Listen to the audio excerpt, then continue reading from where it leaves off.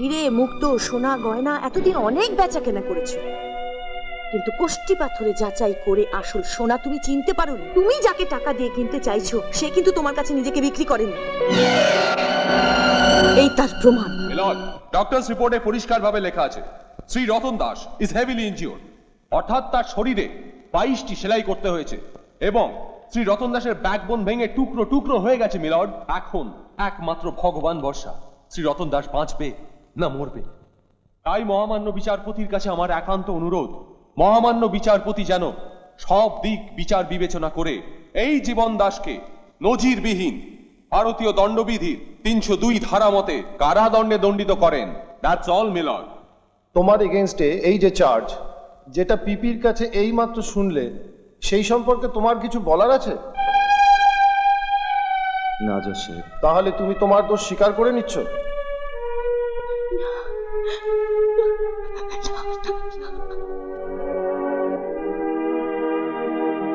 হ্যাঁ।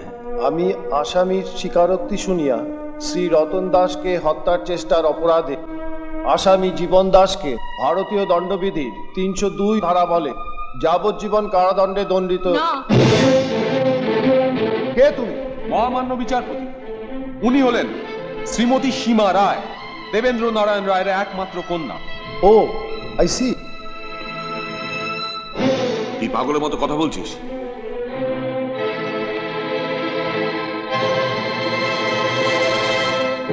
মিলর্ড, তোমার যদি কিছু বলার থাকে উইটনেস বক্সে গিয়ে বলতে পারো।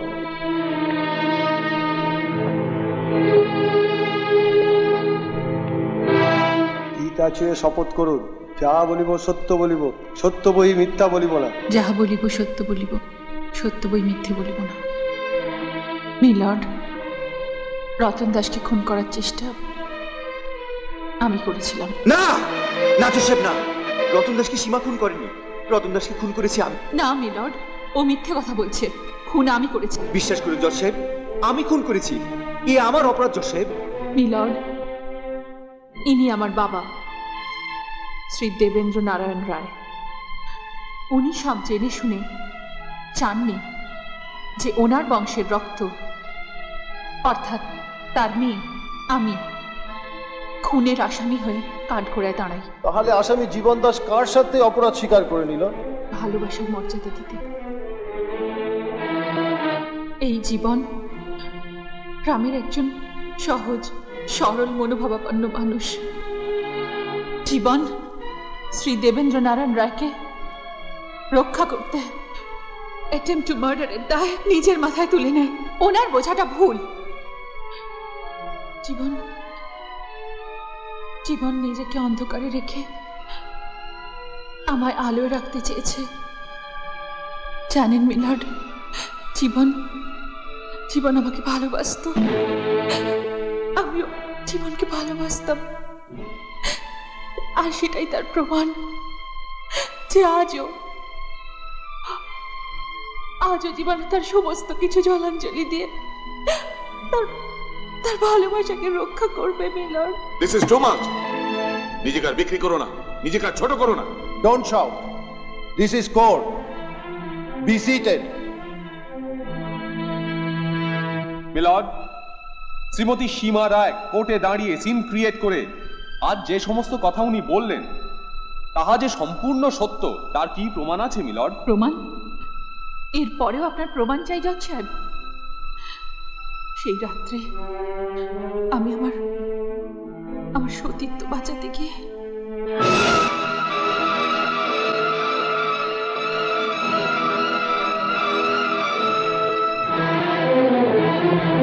মিলর্ড, আমি বোলপুর হাসপাতাল থেকে আসছি। কি ব্যাপার? কিছুক্ষণ আগে বোলপুর হাসপাতালে রতন দাস মারা গেছেন। হোয়াট?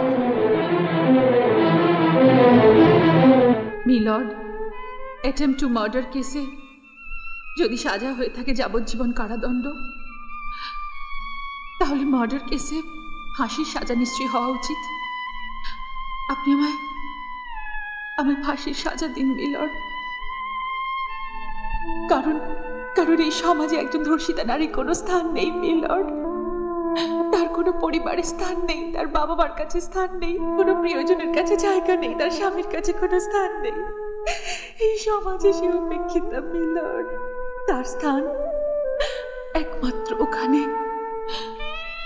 তাই তাই আমি আপনার কাছে হাত জোড় করছি মহামান্য বিচারপতি, দয়া করুন, দয়া করে আমাকে ফাঁসি দিন, আমাকে একটু দয়া করুন, আমাকে দয়া করে ফাঁসি দিন, আমাকে দয়া করুন।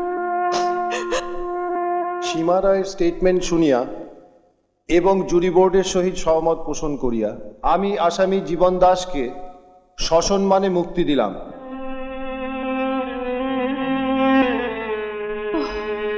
ঠাকুর, এবং কোর্ট আরও এই সিদ্ধান্তে উপনীত হইল যে শ্রীমতী সীমা রায় নিজের আত্মরক্ষার্থে সেই মুহূর্তে শ্রী রতন দাসকে আঘাত করে এবং ভগবানের অদৃশ্য খেলায় শ্রী রতন দাস কিছুক্ষণ আগে হসপিটালে মারা যায়।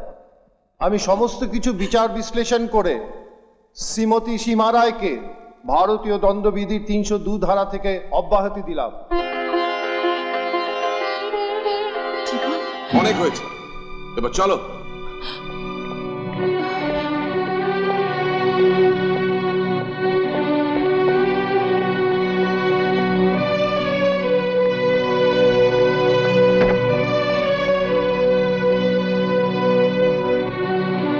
ড্রাইভার সোজা কলকাতা চল। দাঁড়াও দাদা, আমি তোমাকে যেতে দেব না। লাবণ্য, আর যদি যেতেই হয় আমার বুকের ওপর দিয়ে গাড়ি চালিয়ে তবেই তুমি যেতে পারবে।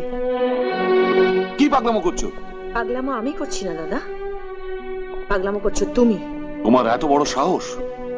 আমি পাগলামি করছি? হ্যাঁ করছো। মিথ্যে অহংকারে তোমার বিচার বিবেচনা, তোমার জ্ঞান সম্পূর্ণ লোপ পেয়ে গেছে। তোমার চোখ নষ্ট হয়ে গেছে দাদা। লাবণ্য, আস্তে আস্তে আস্তে। তুমি তো বিরাট ব্যবসাদার, হিরে মুক্তো সোনা গয়না এতদিন অনেক বেচা কেনা করেছো, কিন্তু কোষ্টি পাথরে যাচাই করে আসল সোনা তুমি চিনতে পারোনি। কারণ আসল সোনা তুমি চেনো না, আমি চিনি, আমি। তাই এই ভুল তোমাকে আমি আর কিছুতেই করতে দেবো না দাদা। তুমি যাকে টাকা দিয়ে কিনতে চাইছো সে কিন্তু তোমার কাছে নিজেকে বিক্রি করেনি, এই তার প্রমাণ।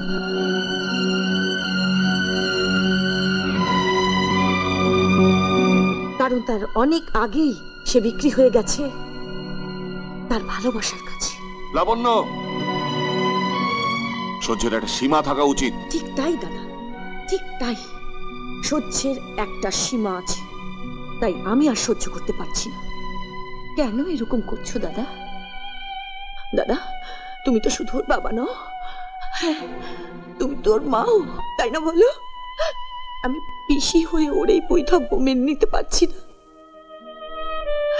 আর তুমি বাবা হয়ে কি করে পারছো দাদা? লাবণ্য,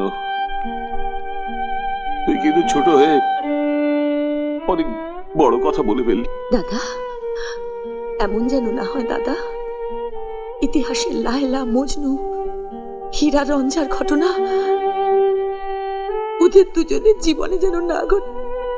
দোহাই লাবণ্য, চুপ কর, চুপ কর।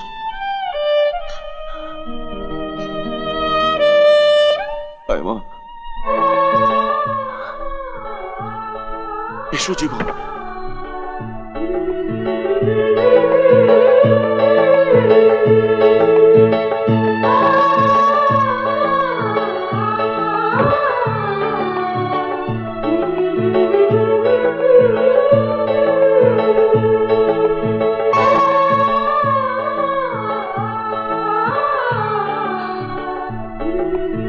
দাদা, ইচ্ছে ভালো জীবন সাথী। না লাবণ্য, এরা শুধু এই জীবনের সাথী নয়, এরা জনম জনমের সাথী। হ্যাঁ, এমন আরো অনেক ভিডিও দেখতে এই চ্যানেলটি সাবস্ক্রাইব করে নিন এবং পাশের বেল আইকনটি প্রেস করে দিন।